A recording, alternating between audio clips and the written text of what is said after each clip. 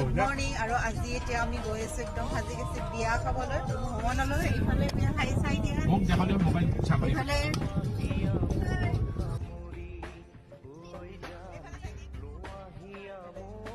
Hello' everyone, বহুত দিনৰ মূৰত এটা মিনি ভ্লগ লৈ আহিছোঁ আৰু আজি একদম সাজি কাচি গৈ আছোঁ বিয়া খাব, যিহেতু মামা ল'ৰাৰ বিয়া আৰু বিয়াখন দিনতে হৈছিল।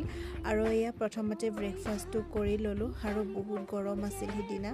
এইফালে ধুনীয়া ছোৱালী আৰু তাৰপিছত খাই ল'লোঁ। আৰু এয়া দেখিছেনে বাচ্ছা পাৰ্টি, ইমান বেছি মৰম লাগিছে গোটেইকেইটাকে। আৰু এয়া ইফালে বিয়া হৈ আছে।